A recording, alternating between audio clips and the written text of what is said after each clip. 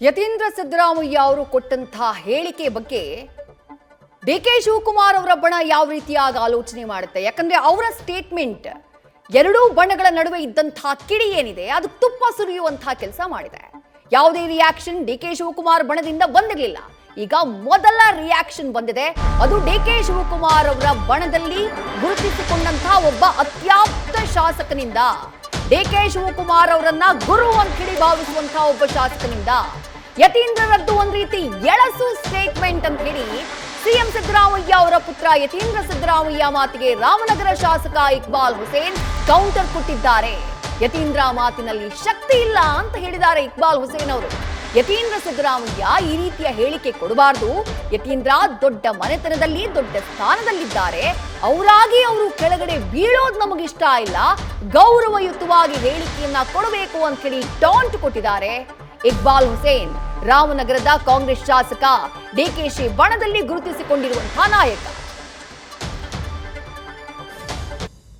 ಆ ನಾಯಕತ್ವವನ್ನು ನಡೆಸ್ಕೊಳ್ಳುವಂತ ಅಂದ್ರೆ ಆ ಶಕ್ತಿ ಅದೇ ಹೇಳಿದ್ದಾರೆ. ಇದು ಯಾವ ರೀತಿ ಗೊಂದಲ ಸೃಷ್ಟಿ ಆಗ್ತಾ ಇಲ್ವಾ ಅಂತ ಹೇಳಿ ಸರ್, ನೀವು ಯಾವ ರೀತಿ ವಿಶ್ಲೇಷಣೆ ಮಾಡಿ? ನೋಡಿ, ನನ್ನ ಮೌನನೇ ಅದಕ್ಕೆ ಉತ್ತರ. ನನ್ನ ಮೌನನೇ ಅದಕ್ಕೆ ಉತ್ತರ. ಪ್ರಾಯಶಃ ಡಾಕ್ಟರ್ ಯತೀಂದ್ರ ಅವರು ಈ ರೀತಿ ಹೇಳಿಕೆಗಳನ್ನು ಕೊಡಬೇಡ್ದು.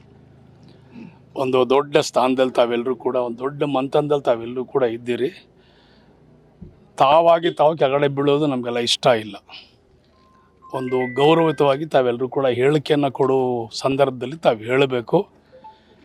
ಇದು ಒಂದು ರೀತಿ ಏನು ಹೇಳ್ತಾರೆ, ಎಳಸು ಅಂತ ಹೇಳ್ತಾರಲ್ಲ, ಆ ರೀತಿ ಸ್ಟೇಟ್ಮೆಂಟ್ ಇದು.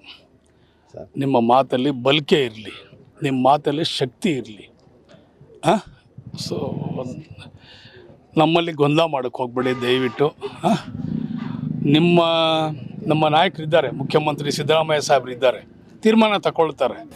ನೀವೆಲ್ಲ ಮಾತಾಡೋ ಮಟ್ಟಕ್ಕೆಲ್ಲ ತಾವೆಲ್ಲರೂ ಕೂಡ ಹೋಗ್ಬೇಡ್ದು ಅಂತ ನಾನು ಚೌಕಟ್ಟು ಶಿಸ್ತು ಅವ್ರಿಗೆ ಅನ್ವಯಿಸಲ್ವಾ ಸರ್? ಅಂದ್ರೆ ನಿಮ್ಗೆಲ್ಲ ನೋಟಿಸ್ ಕೊಡ್ತಾರೆ ಕೆಪಿಸಿಸಿಯಿಂದ. ಅಂದ್ರೆ ಸಿದ್ದರಾಮಯ್ಯನವ್ರ ಮಗ ಯಾವ್ದು ರೀತಿ ಸ್ಟೇಟ್ಮೆಂಟ್ ಕೊಟ್ಟರು ಏನೋ ಹೇಳ್ತಾರೆ, ಇಲ್ಲ ಅಂತ ಹೇಳಿ. ನಾನು ಮಾಡಿದ್ರೆ ಬಲಾತ್ಕಾರ, ಬೇರೆಯವ್ರು ಮಾಡಿದ್ರೆ ಚಮತ್ಕಾರ ಅಂತ ಹೇಳ್ತಾರೆ. ಹಂಗೆ ನಾವೆಲ್ಲ ಯಾಕೆ ಹೇಳಬೇಡ್ದು, ಅವ್ರು ತಿತ್ಕೋತಾರೆ ಅಂದ್ಕೊಂಡಿದ್ದೀನಿ ಸರ್. ಆ ಥರ ಏನಾರು ಈಗ ನವೆಂಬರ್ ಕ್ರಾಂತಿ ಆ ಥರದ್ದು ಏನಾರು ಆದರೆ ಇವ್ರು ಜಾರಕಿಹೊಳಿ ಅವರು ಹೇಳಿದ್ದಾರೆ, ಕ್ಲೈಮ್ ಮಾಡ್ತೀವಿ ನಾವು ನಮ್ಮದನ್ನ ಅಂತ. ಗೊತ್ತಿಲ್ಲಪ್ಪ, ನಾನು ಇವತ್ತು ಕ್ಷೇತ್ರದ ಅಭಿವೃದ್ಧಿ ಕೆಲಸಗಳು ಬಂದಿದ್ದೀನಿ. ಸಾಕು, ಮಾಡ ಎಲ್ಲ ಮುಚ್ಕೊಂಡಿದೆ. ಪ್ರತಿನಿತ್ಯ ಹೋರಾಟ ಮಾಡುವಂತ ಪರಿಸ್ಥಿತಿ ನಿರ್ಮಾಣ. ಪ್ರತಿನಿತ್ಯ ಡಿಕೆ ಶಿವಕುಮಾರ್ ಹೋರಾಟ ಮಾಡ್ತಾ ಇರುವಂತದಂದ್ರೆ ಅಧಿಕಾರಕ್ಕೋಸ್ಕರ. ನ್ಯೂಸ್ ಫಸ್ಟ್ ನಿರ್ಭೀತಿಯಿಂದ ನಿಮ್ಮ ಪರವಾಗಿ.